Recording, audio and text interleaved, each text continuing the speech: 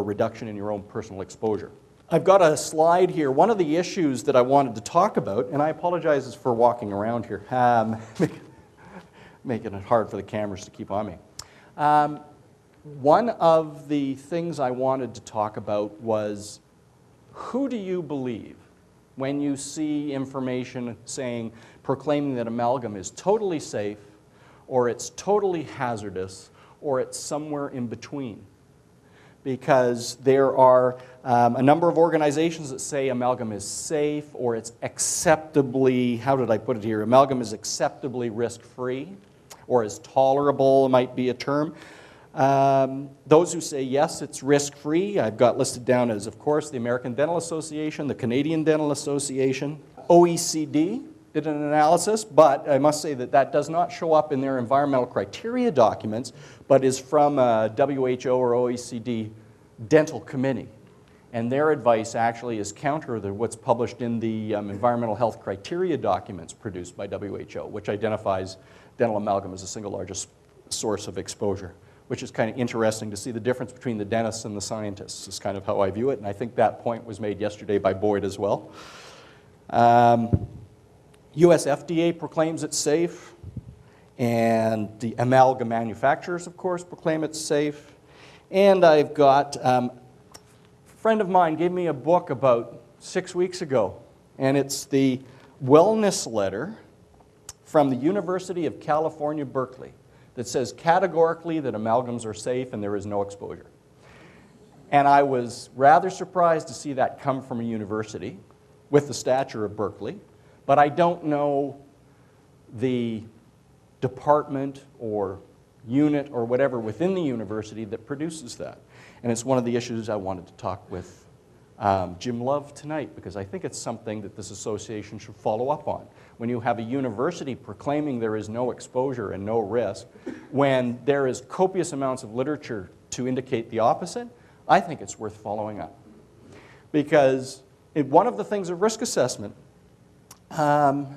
is what's called weight of evidence. If I have 5 studies that say a substance is safe and 1 study that says it presents some risks, you will normally lean towards, well, you know what, it's a 5-to-1 ratio here, chances are it's okay. This is manifest, and if it's the reverse, if 5 studies say that it's hazardous and 1 says it's safe, you tend to lean towards a conclusion of hazard.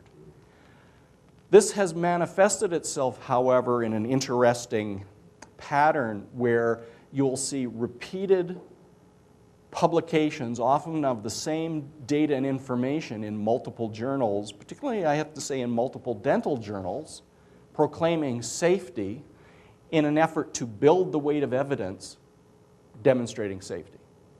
So if you take and you publish the same data 5 times, and you have another study that's only published once, it might be construed or is sometimes presented as, well, you've got 5 studies saying it's safe, 1 saying it's hazardous, so it's 5-to-1, it must be safe.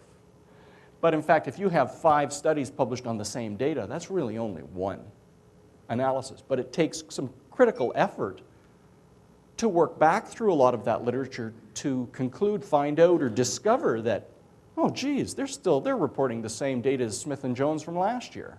And it's often not apparent, and they don't make efforts to make it apparent.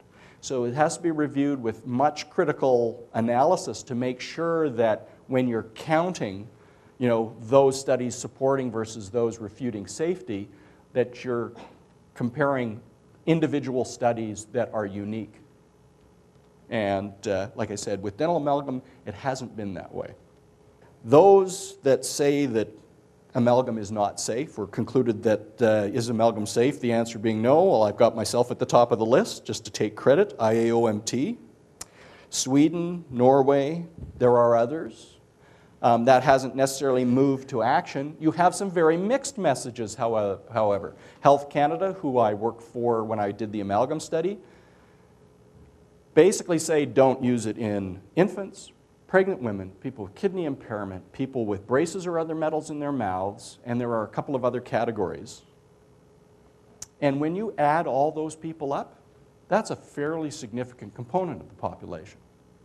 So it's safe, but don't use it in all these particular categories.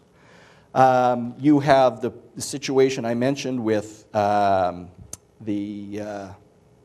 WHO, where the environmental health criteria document identifies mercury as the most significant source of mercury exposure, but then there's a dental committee that's proclaimed its safety. So you get these mixed messages.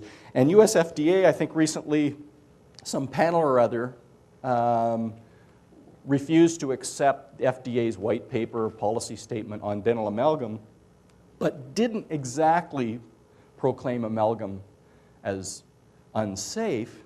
They just didn't like the analysis that the US FDA had presented, or the conclusion that they had presented and the basis they'd used to support it. So, like I said, you get these mixed messages and you're not sure exactly where to go or what information to believe.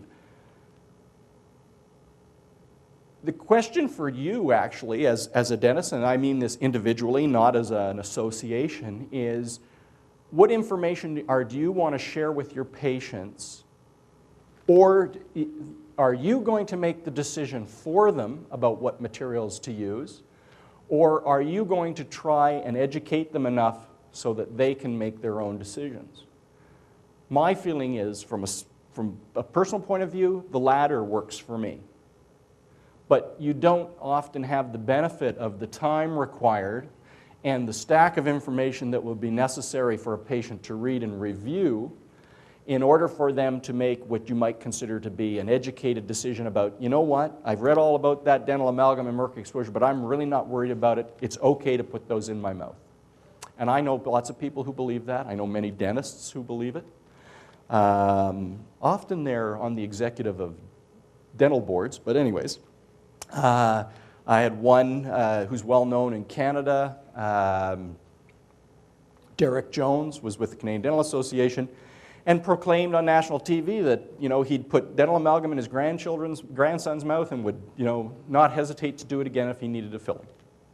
And I'm just the opposite, of course. I went to my children's dentist and told them in no uncertain terms if an amalgam filling showed up in my kid's mouth, I'd be suing him. So he doesn't, I don't have to worry. He's never put an amalgam in my kid's mouth. And that's just a difference in interpretation of the available information. Derek Jones is adamant that amalgam is safe. And I'm not saying that I don't think anybody's, or at least in my case, in my family's case, I don't think anybody's going to die. But I think there are other materials that present the same benefits without presenting people with the same level of risk that dental amalgam does. Dental amalgam, if you look at it, when my analysis was done in '95 for Health Canada, I said for an adult, you could probably have about 4 fillings and not exceed a reference dose that I set, a level of exposure I thought would likely be, with the information available at the time, was free of effects. That picture is changing, and I would say it's going to be reduced from that. I don't know how much, and there'll be other material coming out in the next number of months in that regard, which I really aren't prepared to talk about here. According to the US EPA, you can have about 12 fillings in an adult and not exceed their daily acceptable, what they call a reference dose or reference exposure level. It's not, 20 or 25 fillings. And I've seen this Canadian Dental Association calculate that you can have 300 or 400 fillings and not exceed some safe dose, which is bogus math, but we won't go into that either. But again, it's where are you going to draw your information from to inform your patients or to direct your patients to so they can inform themselves so they can make an informed decision. All of the IAOMT, and certainly I'm sure all of you, are pushing for informed consent. Is it informed enough just to say, there's mercury in that. You're going to use it? Do you want me to put that in your mouth? It's got to be more than that. So the question is, where do you draw your information from? I can't answer that question for you. You have to go to a source that you trust. But if we all came back in a year's time and you had done some research, if I surveyed every one of you, you'd have a different answer. You would go to different sources of information, which is one of the difficulties of risk assessment, because risk assessors do the same thing. They track different sources of information and interpret it differently, and often arrive at different conclusions, both of different conclusions being equally supportable or defensible from a scientific perspective. So you've got to give some thought about where are you going to draw that information from. You get a lot of information presented at these conferences that give you that counter perspective from what I will call established or mainstream dentistry that I think you deserve much credit for, because you don't get opportunities to hear Dr. Vom Saal or Boyd Haley at other conferences because they don't like the message. And I sat and listened to the talks yesterday and didn't necessarily like the message, but it gives me an opportunity to hear about studies I didn't know about, interpretations that I wouldn't have thought of, to help inform me greater. And you're to be congratulated on the breadth of expertise that you bring here. But the difficulty that presents you with is raising more questions without providing any answers. I can't provide those answers either, but it's something that I think your association has to think about is, okay, where do you take, where's the next step? Are they going to provide a basis for you to interpret that information? Is this association going to interpret all that information for you? Or are you going to rely on the American Dental Association to do it, some other agency? Because I'm sure I don't have time to keep up with all the literature on mercury, and I'm sure you folks don't. And I do risk assessment. You're working in other areas. You don't have enough time, so eventually you have to rely on some source of information that you're going to trust. And I'm not sure if this association has defined what that would be, or if you personally have defined that. But it's something you're going to have to do sooner or later, is to identify a source of information that you will trust and assume that whatever went on behind the pages and information to generate information on the risks of amalgam, risks or safety of composite resin, or whatever it is something that you can rely on and trust, because you can't do it all yourselves. Risk to patients from composite resin. I disagree with Dr. Vom Saal. I do not think that composite resins present an unacceptable risk. That's my personal opinion. If you look at dental amalgam, the average number of amalgam fillings cause individuals, which is around 6 to 8, in my view, cause people on a daily basis to exceed that acceptable exposure level. In the case of composite resins, it's just the opposite. For composite resins materials alone, you're at about 1/100th or less of what I would consider the safe dose for bisphenol A. And I believe there is one. Yes, bisphenol A is estrogenic. It interacts with estrogen receptors, but a myriad of other things do as well, including proteins in tofu, which, if you go to many women's magazines, are recommended for consumption by women going through menopause as a means of natural hormone therapy. They cause the same interaction. In fact, they're more potent estrogenic substances than is bisphenol A. So here we're worried about low levels of exposure to a substance and at the same time promoting the intake of another substance that does the same thing that's more potent. So you have to, trying to balance all of these mixed messages, extremely difficult. Personally, I think composite resin is about the best material going.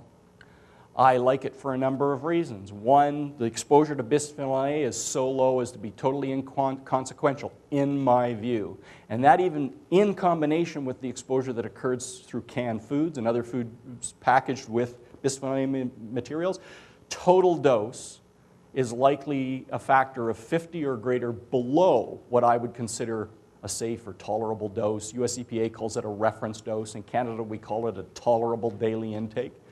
Based on standard principles of toxicology, there is some dose below which no effects will occur, unless it's carcinogenic.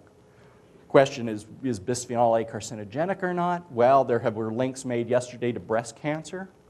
There were links made yesterday to a lot of things, but no direct evidence was given. And if I had known, I would have brought a slide that was think from the 80s or 90s, a paper that was published that shows that there's a correlation between two factors with the R-squared value was 0.98, and an R-squared of 1.0 is perfect correlation. Those two factors, the birth weight in Finland over the course of a 10 or 15 year period, and the population of breeding storks during the same period. Like I said, they correlate with an R-squared of 0.98. I don't want to discount the possibility that exposure to estrogenic compounds could well lead to some of the effects that Dr. Vom Saal spoke of yesterday. But coincidental statistics, you have to be extremely suspicious of. They can indicate or point you in directions for further research to define or determine a causal link, but don't think just because two factors happen to correlate that they are related, unless, of course, I've got biology all wrong, and storks and population rates are interconnected.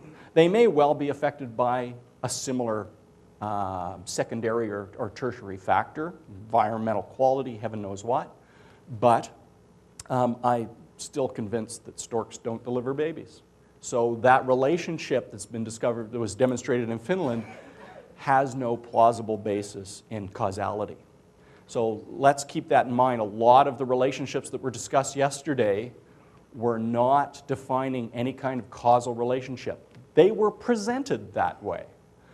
They were presented that way because a particular individual felt very strongly that there is a link.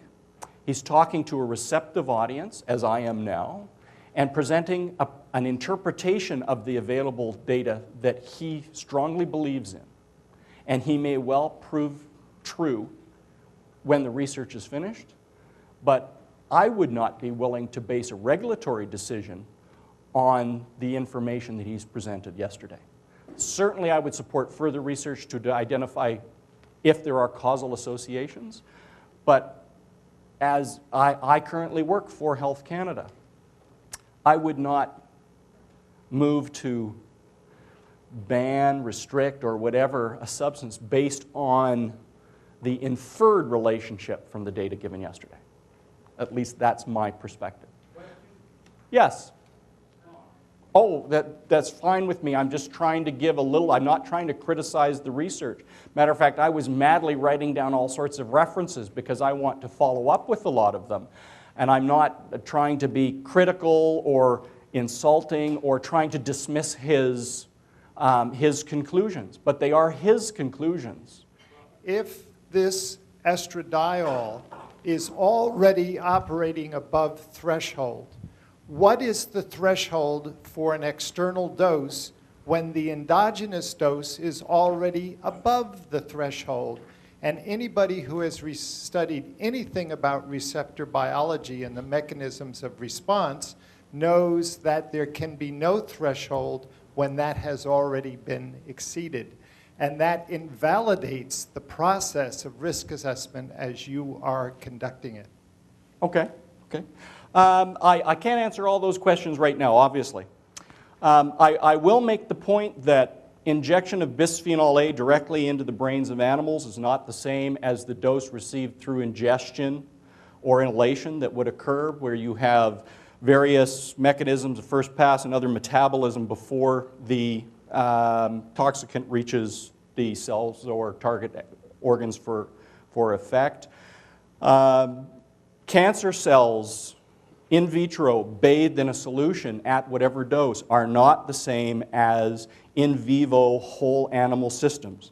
There are any number of examples where in vitro tests, direct injection, etc., can be used for defining mechanisms of action, plausibility of mechanism of action, but doesn't necessarily mean that exposure of the whole organism to the substance through the typical means of exposure will result in the same effect at the same level as cells bathed in a constant concentration of that substance. My comments are only to try and provide a bit of counterpoint to what I viewed as the two talks yesterday being rather presented as absolutes, as certainties, which they are not. And I acknowledge that they're not. There are some very plausible issues to be pursued, but at the same time, I think that, in my opinion, I think they're being presented with more concreteness or absoluteness than they deserve at the present time. You know, the safe dose, it was mentioned yesterday, the safe dose that's been set by the US EPA for bisphenol A is set at about 50 micrograms per kilogram body weight per day. That's the same in the EU. Health Canada has established a value of 25. It's basically half the EPA value, and I think that that was done predominantly to hedge their bets a little bit because they weren't convinced that just focusing on the typical endpoint or hazard that's been identified with exposure in animal studies is necessarily the full picture, so they applied an additional uncertainty factor, safety factor to come down to 25. Is that where it should stay? Don't know. Should know better in about a year. The difficulty here is, you know, factoring in some of those other perspectives. The literature for bisphenol A itself probably now numbers in published papers in the thousands.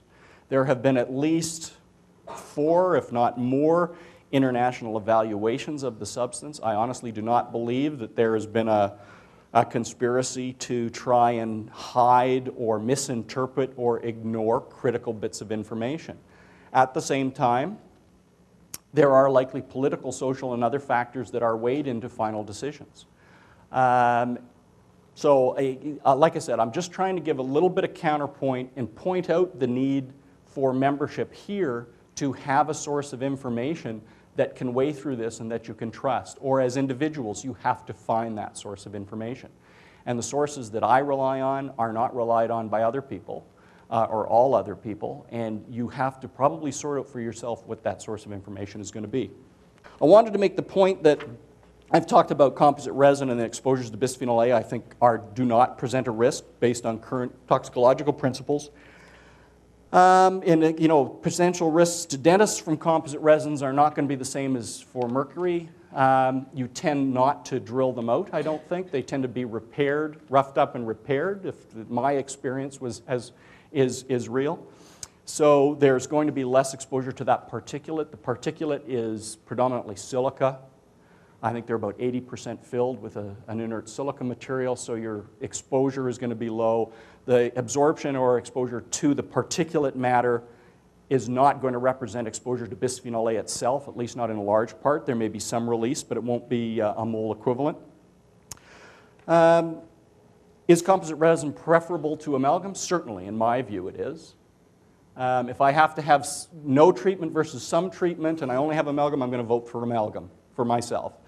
If I have a choice between amalgam and composite resin, I prefer to go with composite resin because the relative risks presented by composite resin, in my view, are much, much lower than the risks posed by exposure to mercury from dental amalgam.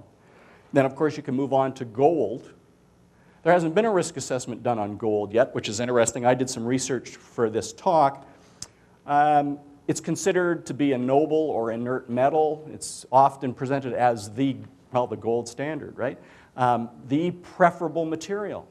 But the rates of gold sensitivity or allergic sensitivity are about on par with mercury if you have amalgam. People with amalgam fillings, depending on how long they've had them in place and how many they have, there's a 5 to about a 45% sensitivity potential for developing a sensitivity to amalgam. With gold, it runs between 20 and 45%. So there are immunological effects caused by exposure to gold from gold crowns. Yes? We need to keep in mind that there are various gold alloys. This is true. This is true. I'm thinking about gold, the metal itself, not the alloy and the other metals that might be involved, but absolutely right. That can't be used in the mouth by itself. Okay. So, like I said, I just pulled off some specific statistics from the, looking at the immunological reaction or allergic sensitivity, but you can't go to a source and find a risk assessment on gold materials, which I think in my view, is kind of the thing that needs to be done. It was the reason I did the composite resins. And I have to admit, I had 15 amalgam fillings in my mouth, but I didn't have them removed after I did the risk assessment. I had them removed and replaced with composite resin after I did the risk assessment on composite resin. I didn't want to jump out of the frying pan and into the fire, so I looked at both, weighed the relative risks for myself, and made the switch. I must admit, based on the little bit I've seen, I would not be going to the dentist to have what I've got removed and have gold put in. I don't think there's any benefit to that, and there's certainly a huge financial differential to be factored in there for myself personally. So I'm quite happy to stick with my composite resins, and I don't believe that they present me with a significant risk. So, like, the question is gold preferable to amalgam or composite resin? The question, well, maybe yes, maybe no. It depends on the information that's available, which is quite scant right now. We talked yesterday about grass, generally recognized as safe. I'll make the point. Just in September of 2006, Health Canada completed a screening review of its domestic substances list, which gold was on it, bisphenol A was on it, 23,000 compounds. And they boiled it down to about 200 they felt were high priorities. But I can tell you those 200 are based on high priorities are based because there was at least one study published on the toxicity of that substance for reproductive potential, carcinogenicity, and some other potential effects. The vast majority of those substances have never been tested.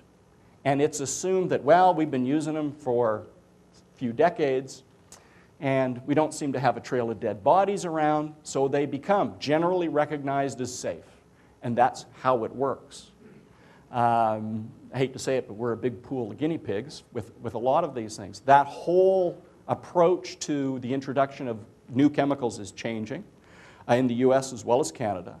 So in theory, at least, new chemicals will have a harder time of it before they get onto the market.